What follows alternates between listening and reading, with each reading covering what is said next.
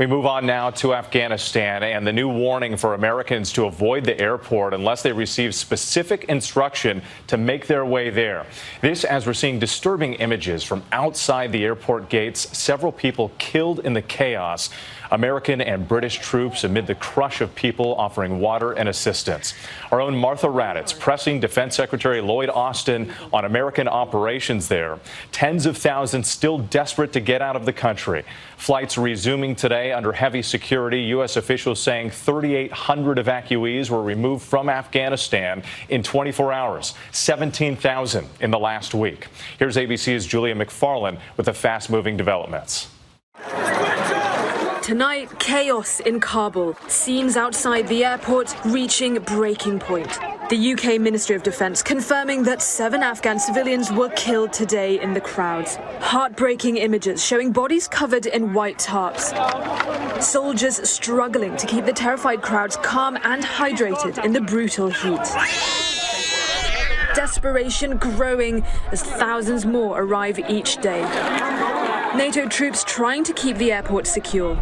Stay there, stay there. The U.S. Embassy warning U.S. citizens not to make the hazardous journey to Kabul airport unless they have individual instructions from a U.S. government representative. On Thursday, 3 U.S. Chinook helicopters airlifting Americans directly from a nearby hotel to the airport after a large crowd prevented them from walking there. President Biden telling ABC News this week there was anything between 10,000 and 15,000 U.S. citizens in Afghanistan. Today, the Pentagon says 2,500 U.S. citizens have been evacuated so far. And despite the administration insisting it is ramping up efforts for evacuation, approximately 3,800 people in total were airlifted out today, far fewer than the 5,700 the previous 24 hours. Accounting for the delay, the joint U.S. airbase in Doha reaching max capacity, the base unable to accept any more Afghans. Earlier today, our Martha Raddatz speaking exclusively to Secretary of Defense Lloyd Austin. Why aren't American troops able to go out into Kabul and help those Americans, help those Afghans who helped Americans get to the airport? We have been out. You saw evidence of an operation the other day where we flew a couple of helicopters over to, that was a very short distance. About 1,000 yards, yeah, right? But certainly it helped 169 American citizens get into the gate without issues. But further out into Kabul, there are people desperate to get in there. We're the most capable military in the world.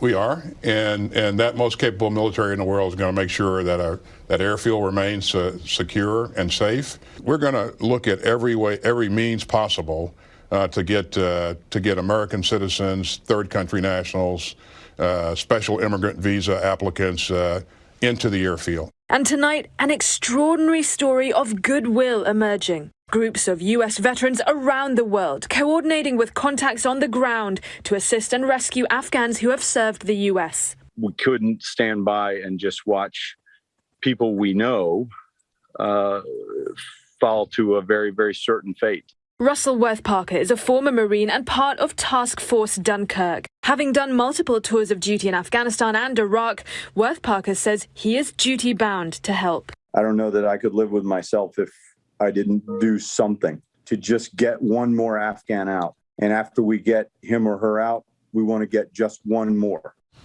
That former Marine and others going above and beyond there. Julia McFarlane joins us now. And Julia, with that airbase in Qatar reaching max capacity, you're learning the Biden administration is now exploring other options to fly out evacuees? Right, where the White House, they're still finalizing agreements with countries even just to land those planes full of evacuees.